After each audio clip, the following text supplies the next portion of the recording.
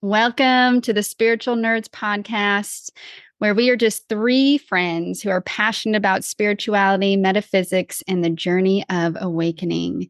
And we're here every week to have a conversation about the topics that we are most interested in. And it is our deepest intention that our conversations support you and your own journey of awakening. And today we are talking about law of attraction and manifestation. And this is a huge topic. This is a huge topic that we could talk hours and hours about, and yet we won't. We will touch on it and we'll probably come back to it many times. But I think that when we were thinking about this topic, there was a phrase, and I think I came to some phrases, and we can all share those, but that just sort of get to the heart of what law of attraction and manifestation is. And Nate had one that is that which is likened unto itself is drawn, which is an Abraham Hicks quote.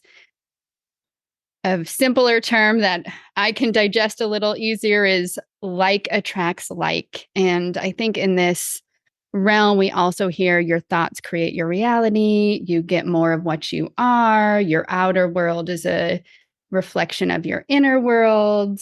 Wayne Dyer said, you see it when you believe it. All of these are aspects of the law of attraction, the kind of the heart of it. Does anything else pop up for you guys? No, that was No. good. Yeah. Okay. So when I think what first stood out to me when we were talking about law of attraction and wanting to have an episode about this was Michael Bernard Beckwith, how he describes this in his book, Life Visioning. Have you guys read that book? Well, he talks about the 4 stages of consciousness. And the first stage of consciousness is the victim consciousness, where life is happening to me. And I think that is a natural development that happens because as children, life is happening to us. We don't have a lot of choice. We don't have a lot of autonomy, and people can get stuck in there for their whole lives. And then the next level of consciousness is the manifestation consciousness of I am doing it to the world. It happens because of me.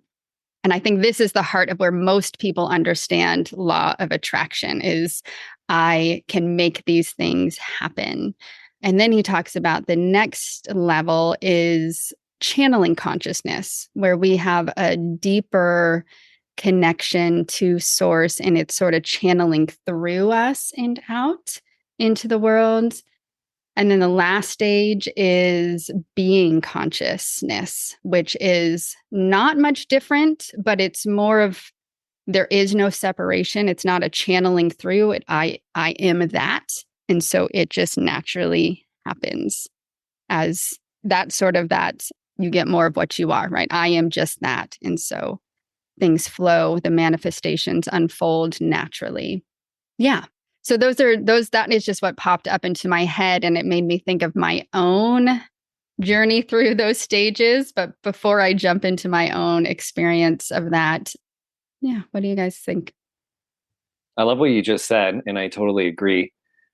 I like those distinctions. And I do think that a lot of times when we discuss law of attraction, we kind of move into that second phase of the introduction to energetics at a very fundamental level. It's just kind of like, it's a way that we can start to realize that we have a lot more control over our life than maybe that first level. And that first level can be so big that kind of like the world is happening to me. And then that stepping into just understanding that there's reciprocity with the universe and that there's an energy at play, and that managing your energy is such a big part of what shows up in your life.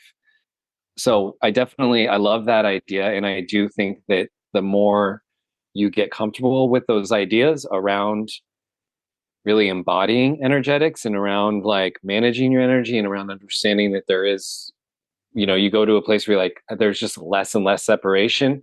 And then at some point, if you're lucky enough, you have moments where you realize there is no separation at all and all is one. And then I think the law of attraction feels less like something outside of you and just feels like something that is. But for the sake of this conversation, I do think it's interesting to stay a little bit in that second realm, because part of what I think is fascinating is talking about the law of attraction in the zeitgeist, like in the culture scape. And it was my first introduction to metaphysics in kind of this really interesting way. And I actually felt like Michael Bernard Beckwith said, where I was in a reactive place, and the realization that I had control and I was a part of this thing was like it felt so right. And it felt so empowering for me at that stage. And actually, what's hilarious is that Ashley is the one who gave me a Abraham Hicks CD. It was one of the Cruise CDs. And I remember listening to it. Same thing I talked about with Wayne Dyer when in college, where I was like, I don't know what this guy's saying. Same thing. I couldn't figure out what they were saying exactly when I first started, but I was like resonated. It was like it went in, and the vibrations, I was like, I don't know what's happening, but something is happening. So at least initially, I don't have a whole lot more to say than that, other than I like thinking about our initial conversations on this topic. At least for me, it's like, this was I have a like soft spot for all of this stuff, because this is, I feel like, what really started me on my spiritual path of awakening. And I think that second realm, I spent a lot of time there. I mean, I could probably a decade. And I feel like I'm just now dipping into that third place. And it's fascinating to look at the difference between the two. So I don't know. Those are just my initial thoughts. I love that. I remember that. And I loved it. Because it was so inspiring, like, because we each have our different ways we interpret it and react to it. And so, I learned so much. I mean, even just listening to the two of you talk about it, I'm learning something. I feel like for me, law of attraction, I cannot plug it into the brain. Like the mind rejects it. I just don't know why. So, but I have, as we're talking about it, I can feel it on a isness level. Like, of course, that is the way that it is, but it's really hard for me to grapple with it. I think probably for me, because the ego does want to hijack it, because it's like a dream. It's like we grew up watching, magic and, fairy tales and things like that, where you have these magical powers. But through the ego, you just can't, it doesn't work that way. So I was, even as I was listening to you, I was thinking about our self-love episode and thinking that that's one portal to law of attraction, which is the more you're sort of tuning to yourself and tuning to your own vibration and raising your own vibration, for lack of a better word, and lifting your perspective starts to change, and I don't know how to say that, like operating more in love.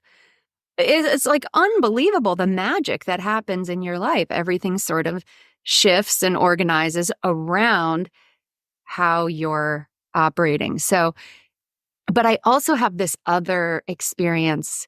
It was listening to a Matt Kahn, I think, YouTube video where he talked about law of attraction. Like, he kind of said it like in one little blurb. Like, he was like, law of attraction is just your intuition telling you what's coming. And I was like, what? Wait a second. That's not what I thought law of attraction was. But it is interesting how, like, I've had these moments where I've just had intuition that maybe I didn't even know it was intuition, but it's like, that's what's arising for as something that I want for my life. Right. Mm-hmm. And then it happens. Mm-hmm. And something that maybe felt like, oh, that's kind of out of the blue, or that felt out of reach, or something like that. So, But when I look back, I'm like, well, where did that come from? Where did that come from? Didn't come from up here, because if it comes from up here, then I feel nervous. I feel worried it's not going to happen. But when it comes from intuition, I guess I'm not worried whether it's going to happen or not. I kind of feel like that's probably going to happen, which is a totally different energy. So I don't know if that got really confused really quickly.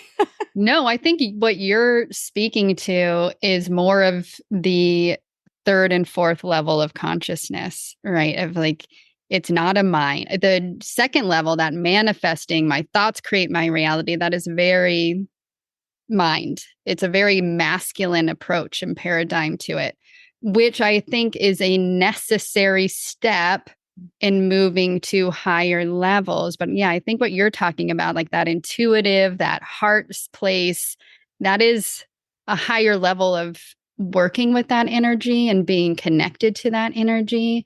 But I do, like I just mentioned, I think being in that second level of I can control what is happening. There is something, like you said, Nate, that's really empowering about that, especially coming out of that victim where like life is just happening to me and I don't have any control of this. And that's so disempowering to be like, wait, there's something out here, something going on that I wasn't aware of, that I can actually have the power to shift things. It was also my intro into this whole world. And I did spend a lot of time there also. And it was an amazing experience. And I do have a lot of feelings about how masculine it is and how much like doing and striving. And I think, Ashley, it's funny, Ashley, you introduced that Abraham thing to Nate, and you recently talked about Dolores Cannon. And I went and looked into some of her stuff, and she was talking, it was actually an intuition thing, but she was talking about law of attraction, and she was coming to it through you have to be so specific. And she shared a story about this woman who was trying to find a partner, and she wrote the list of everything on there, and she found this perfect person. And yet he wasn't single because she hadn't specified that he had to be single.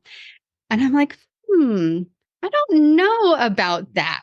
Like that level of detail, that level of it has to be exactly this. One, it's almost impossible to not get really attached to that outcome, which we know in this world that attaching to an outcome takes you out of the energy and the flow. But it also leaves no room for divine source to operate on your behalf in ways that you couldn't even imagine. So I think it's a really powerful step. And I think the way that it gets taught can be exhausting. I found it to be really exhausting personally. Yeah, totally. I think what I just want to be careful about is to delineate the difference between the idea of this law or principle, which is the law of attraction, which is that like attracts like, and how humans and teachers throughout the world and time have chosen to convey that information to people and maybe what their goals were. And I think what's interesting is that there's a lot of people who teach law of attraction, but it's not always explicit what the goal is in their teaching. I actually think that Abraham Hicks is specifically targeting that second level, and that their message is not going to change a whole lot up and down, because they see the value in moving people up to that third and fourth level, and they know that you cannot get there without having these experiences. And if you listen to enough Abraham, what you begin to glean through all the kind of manifesting the things is that it all comes back down to your internal energy, your emotional state, how you are feeling about these things. And when I think about that Dolores Cannon thing that you mentioned, it's like the issue with that isn't what she's saying, because what she's saying is true if you choose to manifest from a highly controlled top down way. But that's not the only way to get there. You could move into the self love aspect that you were talking about, Ashley, where you just surrender to the heart, into the universe, and say, you know what's best for me, and I want to go with the feeling. I want to bring in the feeling of love, of joy, of acceptance, and then see what the universe is like. Oh, well, this is an energetic match to you. So now you're going to be getting these things, and what you're going to be getting are things that may be unexpected, but are a much better match for you. And so you don't have that dissonance or disconnect between the woman who didn't get the right mate. Because I think a huge portion in that middle section of when you're trying to manifest things, it's like the two things that I always think of that get in the way are doubt and expectation. So in the beginning of the journey, a lot of it is doubt. Like, is this thing even real? Is this even true? I don't even know. So I want the thing, and then you doubt it, and you get into that oscillating thing that happens when you're trying to pull something in. And then the expectation is, yeah, like having an idea of what's going to show up. And you're like, okay, so so this universe that created a freaking duck-billed platypus, right? This animal that is like, you have no idea where it came from, but the universe in its infinite magic said, this is something we want to create. You're going to put limits and control on something that took cosmic stardust and made a planet. No, it's so ridiculous. It's so human. And yes, to your point, masculine. It is a very male energy. I want to control. I want this drawn in. So you just said so much, Nate. The whole thing, I was just like, whoa, what? Yeah, that was really, really amazing. A kind of overview and way to hold the whole thing. I was thinking about my experience of making a list. I have two like major experiences in my life where I made a list and I got everything on the list, and I did afterwards think, oh, I missed some things. I should have added some other things to the list. But when I think about that, I actually think again, like, where did I write the list from? You know, like, and it's not bad that I didn't put those things on the list. There may be some part of me that just wasn't ready for all those things on the list. And then when I got the thing, like, one was manifesting a home, and we were in this home search, and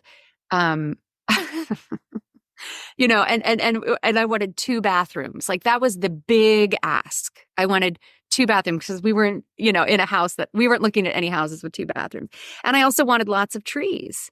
So it took a while, and we got this house that had 2 bathrooms, lots of trees.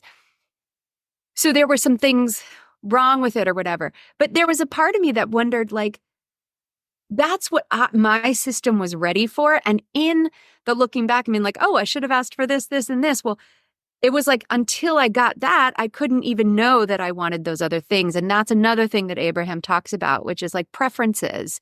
And we're always evolving in what we're ready for and what experiences we're wanting and preferences. And so it's not bad necessarily that the guy showed up and he was married, because it's that experience is offering her a higher, it's almost an invitation to more, to maybe readying her for whatever the next guy or the next relationship coming in. It doesn't stop there.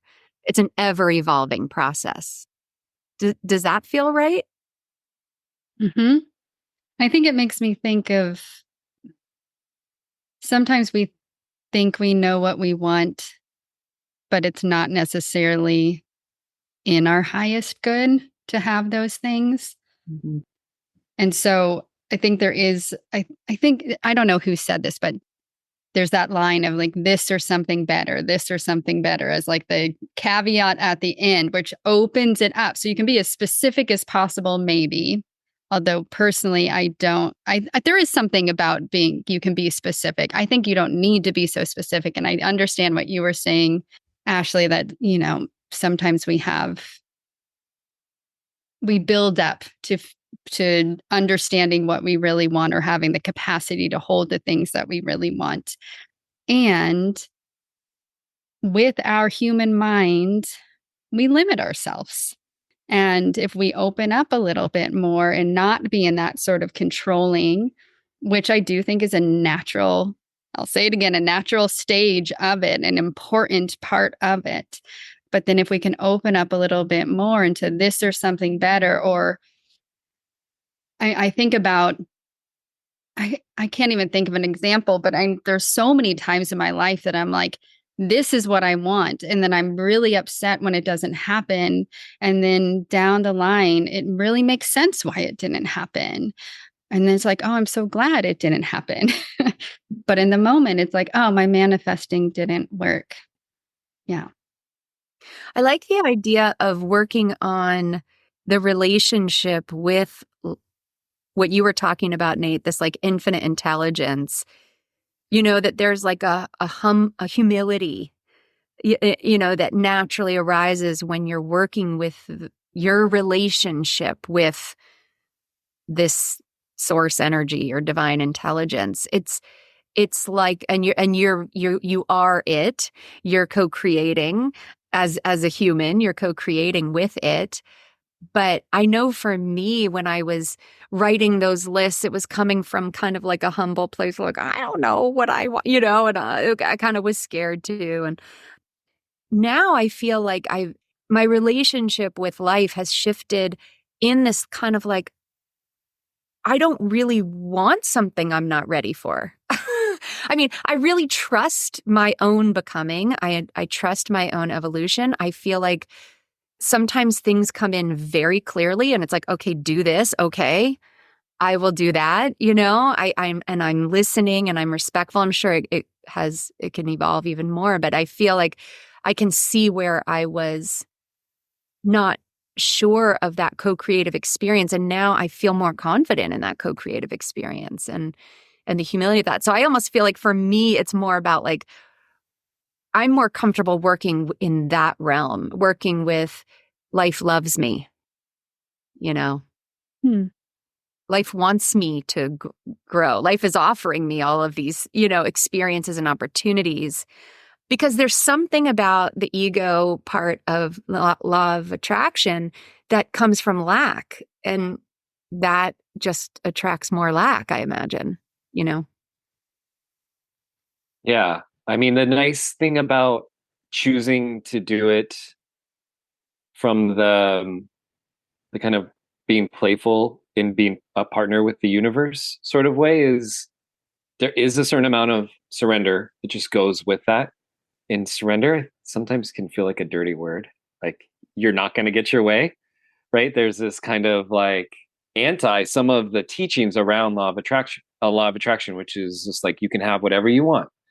And surrender is in a way can sound like you just got to give it up, but it's not. It's getting into a dance with the universe and allowing it to pleasantly surprise you, and coming from a place of saying, the way I want to use law of attraction is that I want to attract in experiences that are going to make me feel a certain way, that are going to light me up, that are going to like engage my curiosity, and that are just going to pull me down this pathway. And I feel like when the goal is a feeling or a deepening of a connection with source, like if that's your goal, then you're open to like really insane stuff happening to you. Like, you can manifest a dream house, but also like I would just like lately I've been really wanting to talk to trees, and they're starting to talk back. And that's like, to go back to your point at the beginning of what was said around, we grew up with magic, this idea of magic and folklore. And I'm reading right now Myths of Avalon, and I love, oh yay, I love all this reconnecting with the mystical. And I don't know, I mean, yeah, there's stuff I want, but also there's these etheric experiences that I think are going to enrich my life, and then all the things that are going to go with it are probably going to also be magnificent. But you do have to just kind of say, but that's out of my control. and that's not for everybody. And I don't think that it should be for everybody. I'm like, you know, that's where I want to place my order at the buffet line. I want to go over to the spiritual, magical, wow, surprise me. It's like, I don't know what's going to happen. Yeah, I was just thinking about like also, the conditioned desires, the conditioned things we're conditioned to want that aren't necessarily good for us or what we need, or, maybe for somebody else, it's exactly what they need. And for you, it's not. And so really working also with the ego and with the conditioned mind and being able to open up, I don't want to say transcend it, but like see beyond that has allowed me to really have this. I mean, I think law of attraction for me is really about my intuition. I'll get an idea. Like lately, I'll give you an example. I went to Mexico with a friend and we had this great experience. But what I felt in Mexico was like, there's just like this happiness happiness quotient in where we visited that really hit me. And I thought, I had this like feeling like I want to live in an environment like that at some point where I'm embedded in a way of being that feels really in alignment, like, and fun and exciting and like, and then I had this secondary thought, like, I wonder if that's going to happen. I bet that, like, cause if it comes in, I'm like, that might happen. And that's kind of fun to think about. I don't feel like, how am I going to make that happen? Mm-hmm. That's just stressful. Then I'd have to be like, oh my God, how am I going to make that happen? But as we can throw things out there through that portal of joy, through that portal of excitement, through that portal of like, that sounds amazing. If it happens in this lifetime, great. Sometimes I have it, and this really gets out there. Sometimes I have thoughts like that, and I'm like, maybe there's a parallel life where I'm living in Mexico right now, and I just got a hit of it. And it's okay if it doesn't happen in this lifetime because there's me that's living there right now, living my best life, So that's also joyful to think about, Mm-hmm. Mm-hmm. That should be a teaser for our discussion on 5D, five-dimensional living, because newsflash, I'm pretty sure there is a you in Mexico living there right now. Which is so fun to think about. It's really fun to think about. Yeah, I think that as I've been on this path and moved into a place in where I really just am like, I am open, just show me, present to me whatever is in my highest good. And then when I do get those hits, which do feel like intuitive hits, and you're like, ooh, yeah, this feels good, I'm going to lean in towards this. It comes back to that, like, starting with the feeling, not like I want the feeling, so I'm going to do these things, but I have the feeling. And so I'm going to lean more into that. Then I do think it becomes really playful and it becomes pretty easy. And then you can let go of the expectation or that grippiness. And I think, for example, recently I went to this retreat that was all about vision for 2024. And it was a lovely retreat. And I was like, but I'm like, I don't quite know. I think I'm in a place where I'm like, I don't know what my vision is. I'm like really just sort of open to see what's coming. But then I was like, well, I think part of what I like is just collaboration. And it was that feeling, like, I was like, ooh, yeah, that feels really good. And literally within 3 days, Ashley, you asked me to be on this podcast. I got connected to a woman to start a women's group and then connected with another woman to start a program for women. I'm like, thank you, universe. And it wasn't like, I need this and let me figure out how to do it. It's just like, it just happened because I'm in a place of allowance and leaning into what feels exciting. And there is no resistance there then. That's right. And then we're open to listening. We're open to hearing that whisper of collaboration. Mm-hmm. Collaboration didn't whisper in my ear necessarily in that kind of way, but it did. And you heard it. Mm-hmm. You heard collaboration and and you were open to it. You didn't close the door. You opened the door. And then this delight, absolute delight, when the universe is really like, here you go. Mm-hmm. And it comes in ways that you didn't expect. And to me, that's what makes this whole, way of thinking and being in the world may not be for everybody, right? Like, it may be just too hard to like get all the way here. But I will say that there's a delight in life that wasn't there before, when I was sort of in the hamster wheel of seeking worthiness, I guess is a way I would say it. And now to really have this co-creative experience with life, it's so exciting. It's like, oh my gosh, I didn't see that coming, or thank you so much, or why is this here? Or I wonder why that happened. I had a near-death experience a few years ago, and it really showed me where I was at, because I went unconscious. I was in an ocean accident in Hawaii, and I woke up in the ambulance, and there were lots of things going on. But my first thought was that when I could kind of be coherent was, man, I wonder why this happened, And I was like, oh. And then I had a secondary thought, like, wow, that's kind of cool that's your first thought. When you're in an ambulance, you don't know what happened, because I didn't know what happened, but I knew I was in an ambulance. So, it's like we can really open up to that in life. We can be curious and open-hearted and grateful, and and it changes things. Mm-hmm. It's like more interesting, I think. It is really fun. And like your mind can get blown a lot. And it's not in my personal experience, it's not like my mind's blown because like, oh, I just like won the lottery or got this big material thing. I think a lot of it becomes material. What items can we get? But it's in the little things. Like, part of my daily practice is to connect with declarations about remembering who I am and how the energy in which I want to move through the world. And one of those is about, being in so much appreciation, gratitude for the love that I have with my family members, and how that continues to grow and expand, and the joy that creates. And since I connect to that daily, and it's not from a gripping, I need it to happen, something's wrong and I need more of it, but just like, yeah, I know this is true, even in the moments where it doesn't feel like that. But since I began, that's one of the declarations that I connect with.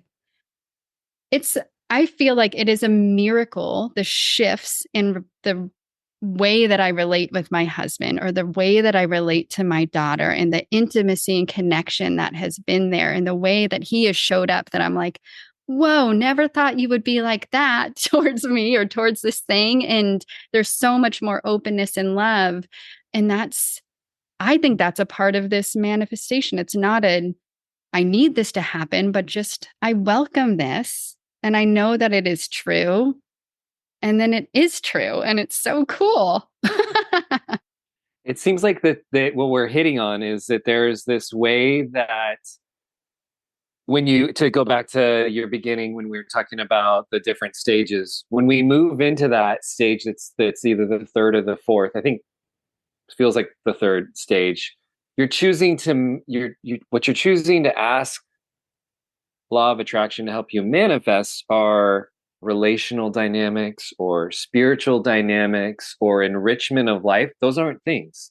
Those are things that come like with these full suites of experiences and feelings and everything. And it's like, yeah, you're trusting the universe to handle the details and say, if this is the thing I want, I'm going to get this beautiful package around it. And I think the other thing that maybe I can say, at least I'm experiencing when I do that, is that I do lose doubt and expectation, because I don't go into like a checklist of like, is that thing showing up? It's like, it's a feeling I'm wanting, or it's like a connection I'm wanting. And it just, I don't know that it's just a really beautiful way to kind of slide into some of the principles of law of attraction and not be so grippy, Mm-hmm. like let it flow. And when you have that higher thing that you're going for be a very lofty and beautiful thing you're trying to attract in, then it's just magic can happen. Mm-hmm. Yeah, I was just thinking that there's this important factor, which is trust.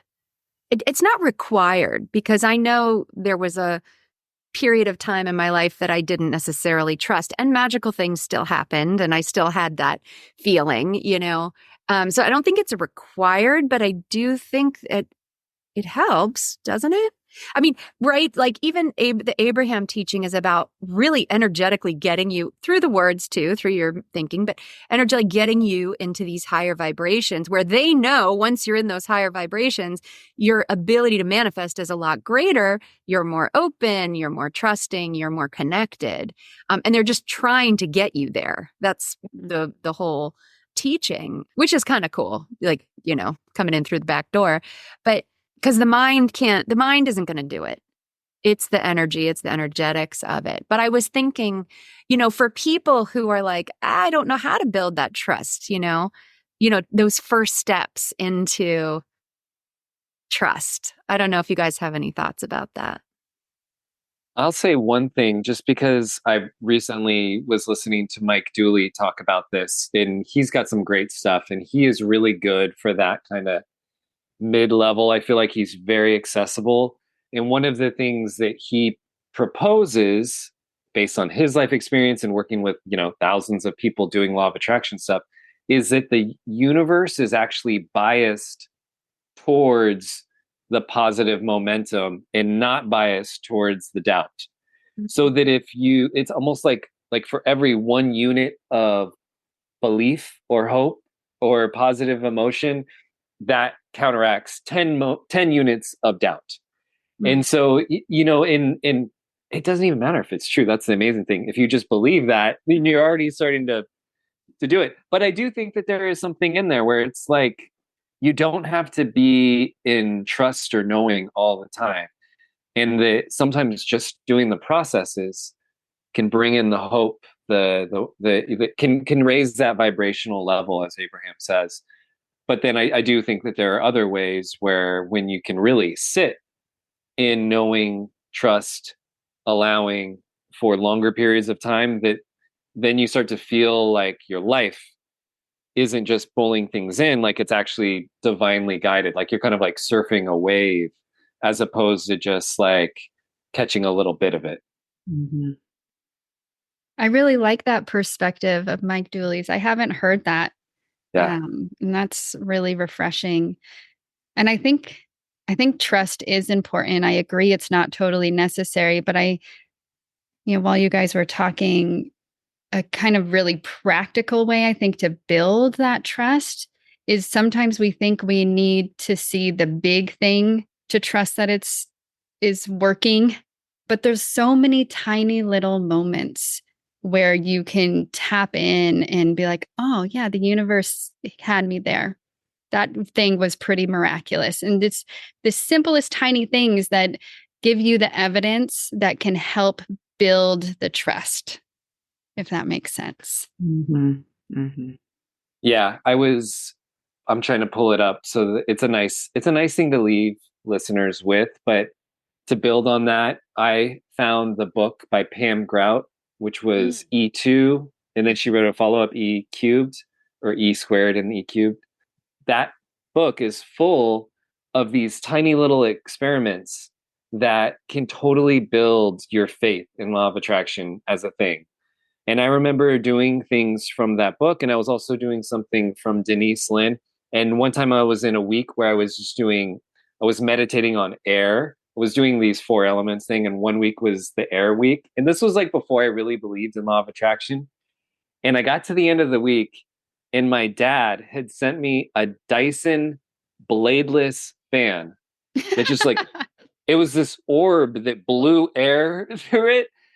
And I cannot tell you Like there was nothing I never asked. There was nothing. It was just so random.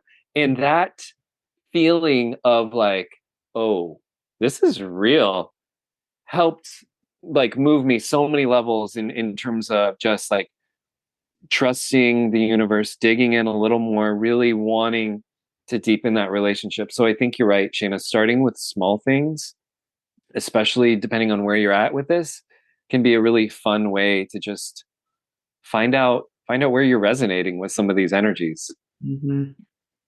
That is a great book. We'll link to that book in Cool. the notes. Yeah. And I think asking for signs, like, oh my gosh, how many times I have asked for signs and then even been like, I'm not sure if that is really the sign. Can you give me another more clear sign? And then they do. And I'm like, wow, this is incredible. Like, okay, I can't pretend I didn't see that.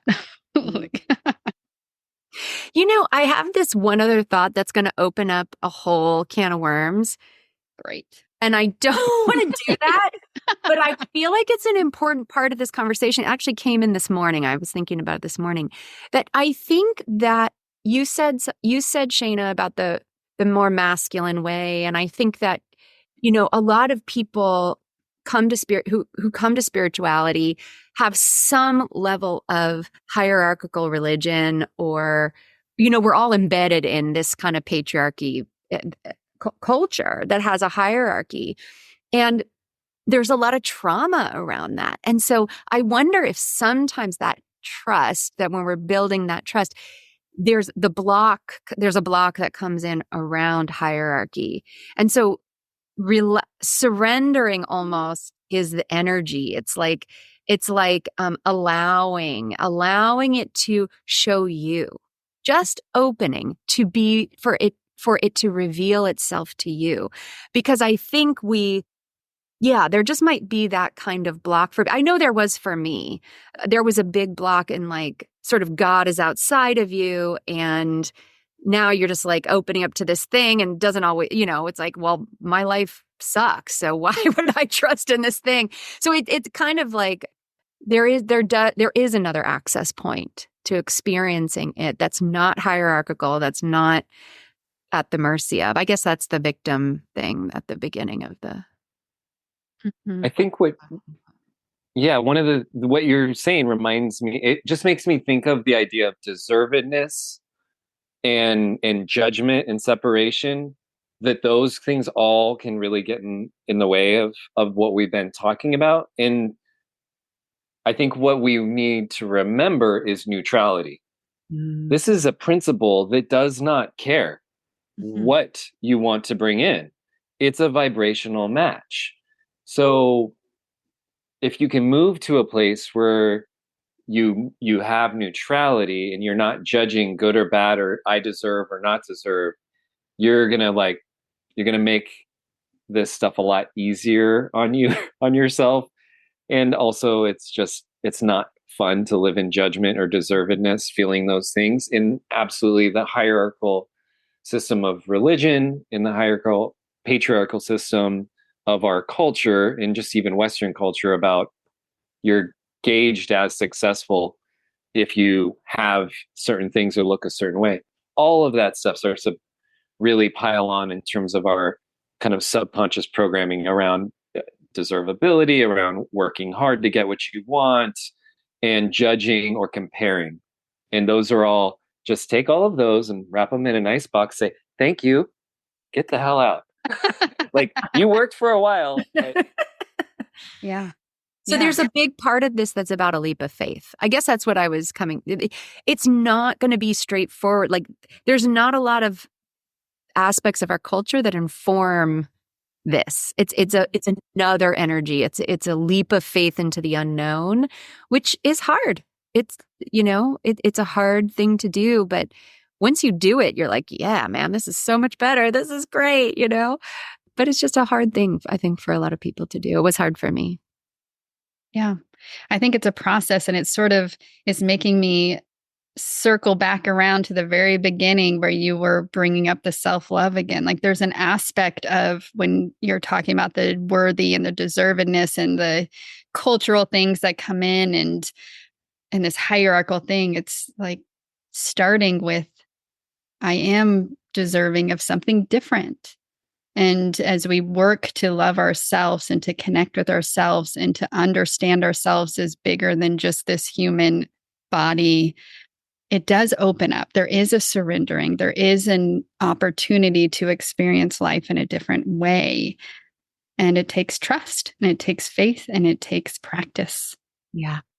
I would say the jumping off point, like what you were just saying, the jumping off point is I'm worthy because I am. Mm-hmm.